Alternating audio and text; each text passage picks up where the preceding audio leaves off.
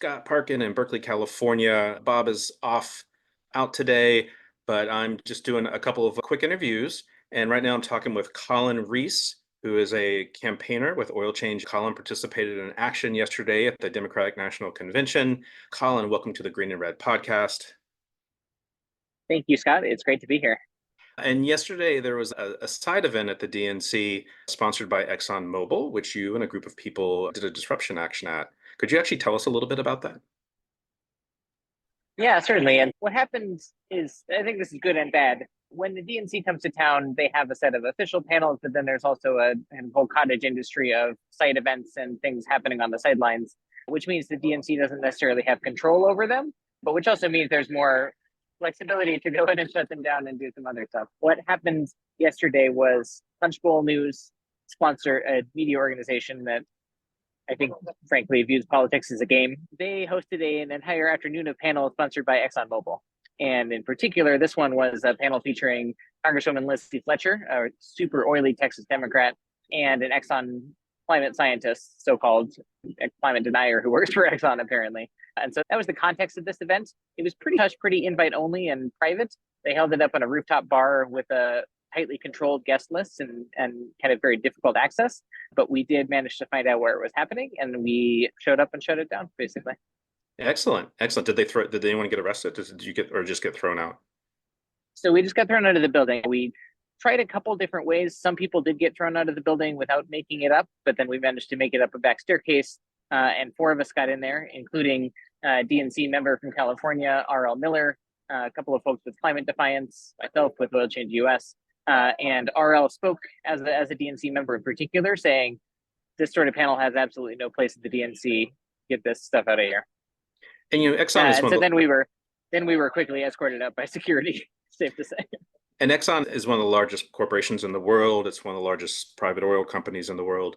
And what talk a little bit about some of the impact that Exxon has on the world in this moment, and why it's important for them to be disrupted and called out at places like the Democratic National Convention. Absolutely. A couple things here. This is truly books have been written about this and still not covered all of the horrors that Exxon has perpetrated and continues to this day. They were among the leading oil companies that was denying climate change, knew the truth, but was obstructing action and lying and denying about the science for many decades. They continue to aggressively block climate action at every turn at the state, local, and federal and international levels.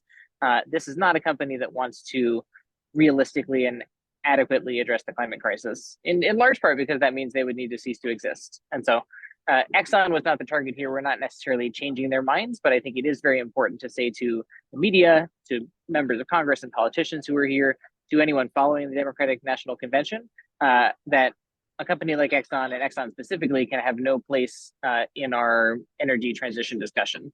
This is not a company that should be legitimized by being allowed to sponsor panels near the DNC. It should not, frankly, have anything to do with the climate transition, because we know that they are not on our side in particular. I think one interesting thing to note too is it's not, even if you set aside the climate piece for a bit, which we should not, but this is a company that does not care about electing Democrats. They've made it extremely clear that they are here to elect Republicans and are pouring far more money into the Republican Party to knock Democrats out of office. Regardless of how you feel about either of those parties, it's nonsensical to have this company featured at the Democratic National Convention when they're actually actively working to destroy.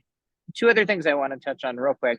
One, our recent Big Oil Reality Check report that Oil Change International put out ranks big international oil companies, multinational companies like Exxon, Chevron, BP.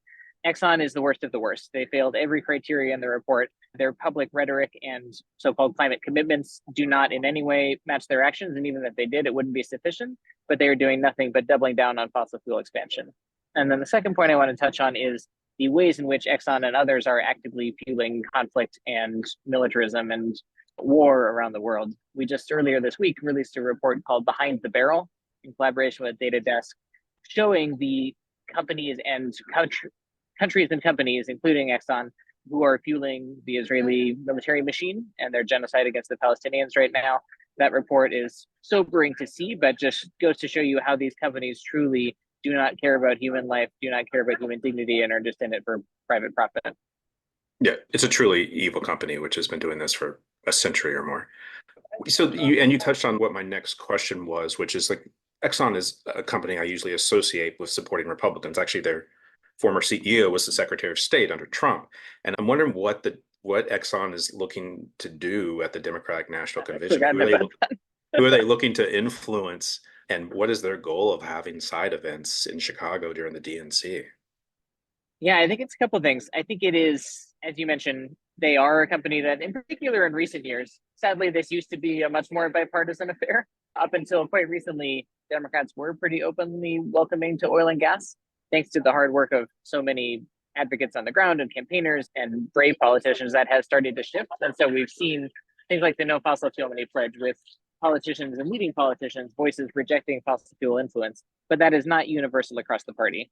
And the thing about our system of government is it really doesn't take that many people to gum up the works when you have really tight margins. So what we saw yesterday was a Texas Democrat who was elected in a purple seat, and so people didn't really push back that much. It was a hard race, and she was running in a fairly conservative district, but she won. She's since been redistricted into a significantly blue district, so she is now representing a wide plurality of Democrats, and yet she still is deeply conservative, particularly on oil and gas. Exxon is looking, I think, to shore up its champions. It doesn't need that many. It only needs maybe 5 to 10 in each House of Congress. And with those specific politicians under its sway, it can successfully block a lot of legislation, or at minimum, water it down really severely. So I think that's one piece of it. I think there is also enormous value to Exxon, particularly in the media sphere. We see a huge amount of false balance and kind of this idea that these companies should be a part of the discussion around the energy transition that is extremely pervasive among mainstream media and kind of political media in particular. And that facade is extremely valuable for Exxon. They get to keep them in the room. They become decision makers on the energy transition, despite being so unbelievably biased and anti-climate change focused. I think that's almost invaluable and allows the billions of dollars of subsidies to keep flowing. For instance, that dirty energy money cycle continues at pace, allows them to shill for false solutions like carbon capture and storage and dirty hydrogen. These are things which we are certainly don't like and are actively working to oppose, but which haven't yet made that turn. It's no longer acceptable to most Democrats to run oil pipelines through indigenous communities. But some of them are pretty interested in carbon capture. And so Exxon keeps trying to find these exit ramps and pitch them in new ways to just stay a part of the conversation and keep their grip on power. I guess we can always assume that capitalists, even oil and gas capitalists, are always going to make sure that they're connected to the party in power, whoever that is. That's right. In some ways, they have preferences, but they are setting themselves up to make it work regardless of who's in power. Yeah. It's been good talking to you. I know you're busy and there's a lot going on. Folks, we've been talking with Collin Rees, who's with Oil Change US, a campaigner with Oil Change US, who disrupted a swanky cocktail party, I assume, of ExxonMobil yesterday. And we'll share some of that in the show notes of this little video. And I will say, for the 30 seconds we were up there, the view is spectacular from the 13th floor out onto Lake Michigan. So they know how to party. Yeah, there's a lot of great views in Chicago, even though it's flat. Collin, stay safe and enjoy the rest of the DNC, and we'll talk to you again soon. Folks, check us out at greenredpodcast.org for more updates about things from the DNC. We'll talk to you later.